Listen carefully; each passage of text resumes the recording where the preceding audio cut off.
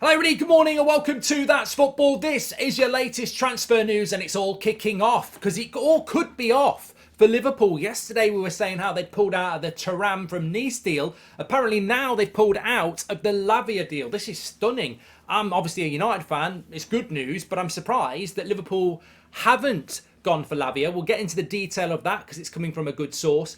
Obviously, Declan Rice, officially an Arsenal player now. I want to just have a little minute on that, on why I think it's a fantastic deal. And Harry Kane, Bayern Munich, reports that Thomas Tuchel actually visited Harry Kane's house to try and persuade him to come to Bayern.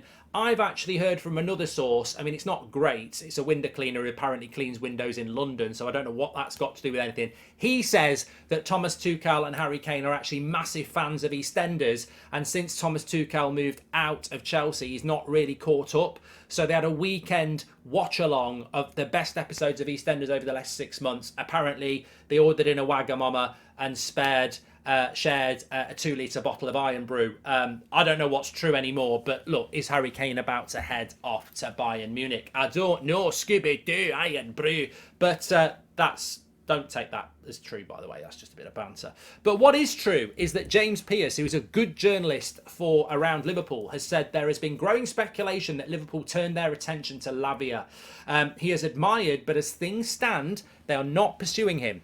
They do not believe they have a gap to fill, and they also feel that the asking price of 50 million is far too high for a teenager who has only made 17 more senior appearances in his career than the lad I can never pronounce his name of, which is Biasic, who actually, you know what, looks an interesting player for Liverpool. So it might not, I mean, Liverpool fans, what do you think? What do I think? I'm not a Liverpool fan, but obviously I'm far more comfortable if Liverpool don't buy Lavia. I think that Szoboszlai and McAllister are two midfielders that strengthen a weak area for Liverpool. But you know what?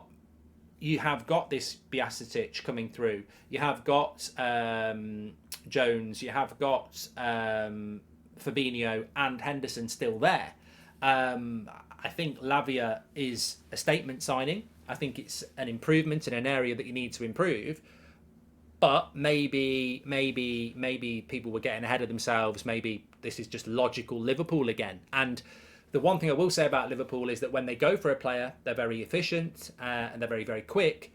But when they don't go for players, they're quite logical, aren't they? And that looks like a logical explanation from a journalist that's very close to Liverpool.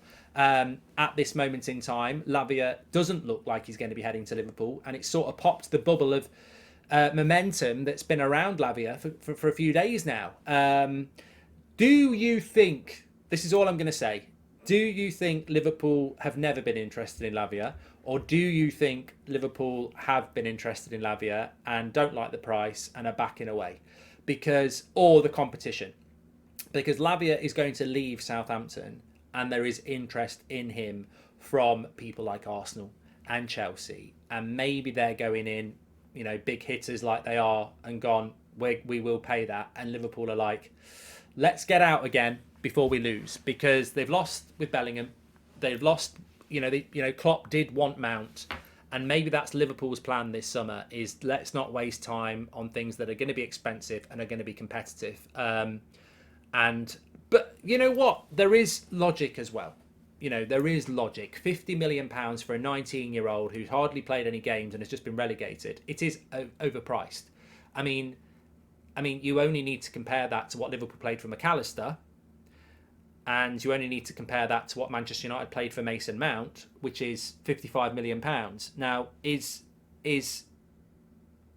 whatever you think about Mason Mount, his CV is infinitely better than Lavia. So, is that the end of Liverpool's midfield pursuits? I think they will still sign another midfielder, but it's going to be really interesting to see, how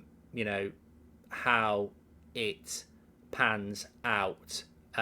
Because I think it's an interesting signing, and I think that Liverpool do need that. And as a rival fan, I think you do look at it and you go, well, I'm actually quite glad that they might be pulling out of that deal. So we'll have to wait and see.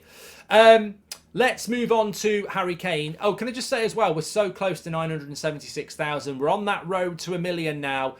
ring that bell. Please do subscribe. Bottom right-hand corner. That's football. You're all very, very welcome. It's getting exciting, isn't it? Transfers, but also the season.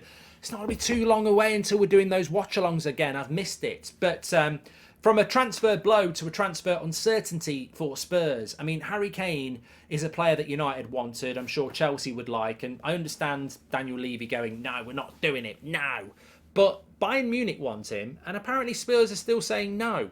I find it illogical. I did the TalkSport call-in on Sunday on the Mark Goldbridge show, and he had a few Spurs fans calling in. It's their club, it's up to them. And they were saying, I wouldn't let him go. You know, what does £80 million do for us? How do we spend the £80 million? Harry Kane will score 30 goals next year. We might be able to persuade him under the new manager to sign a new contract. It's got to be worth the risk. So I'm starting to see why Spurs fans would keep Kane, but from a business point of view, that's your CEO, your owner can't be a fan. You know, this is what United did with Ollie. They heard everyone singing Ollie's at the wheel, give him a contract, and they did, and they should have waited till the summer, and then they'd have realised that they shouldn't have given him a contract. You know, so I think from a Spurs point of view, what's the chances of Harry Kane signing a new contract? Zero, because what people don't realise is that Harry Kane out of contract is still worth £80 million. So if Bayern Munich or Man United or anybody else want him next summer, his agent will say, well, there's no transfer fee and I'm an £80 million player. So I want 400 grand a week because you're not paying a transfer fee. So you can give some of that transfer fee to me in a signing on fee or a wages. So Harry Kane's wage next season will be 300 grand a week easy. And that's what offers will be on the table. Well, Spurs can't give him 300 grand a week, and they can't give him a 10-15 million pound signing on fee. So, you know, all these people going, well, Harry Kane might sign a new deal at Spurs. If he does, Spurs are going to have to pay ridiculous money. So I think, all right, keep him for a year, but you've got to be realistic that the chances of him signing a new contract from a financial point of view are just probably none. And let's not forget, there will be an offer from Saudi Arabia. I mean, I'm not saying that Kane's going to go and do that. Obviously, he won't do that if he wants to break the goal record and win trophies. But it's never harmful, is it, when you're doing your contract renegotiation or you're talking to other clubs and you like say, look, Saudi Arabia are willing me to pay me £100 million a year. I mean, Spurs are just going to price themselves out here. So they should be looking to do a deal. Bayern Munich want to do a deal, and Bayern Munich's a good deal to do because he won't be scoring goals for a rival in the Premier League. So very interested to see what happens with Kane. Get in the comments. Where do you think he's going to go? At the moment, I think it's intriguing. I think the Bayern Munich deal makes a lot of sense, but I can see him scoring goals for Spurs next season.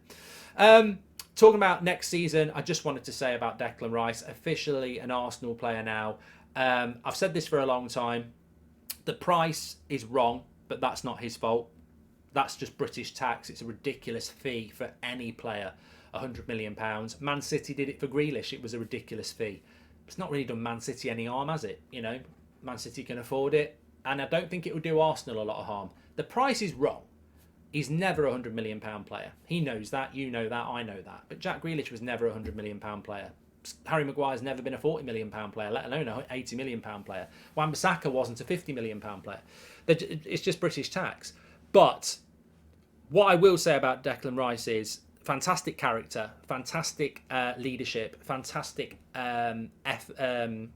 personality in relation to the way he approaches his football. And all those things will stand him in good stead at Arsenal. But the big thing I'm looking at, and I'm absolutely convinced we will see, and I've said this for quite a while from what I've heard and people who train with him and people who know him, is that there is a player at West Ham that has been, you know, quite rightly appreciated and praised, and we've not seen the full player.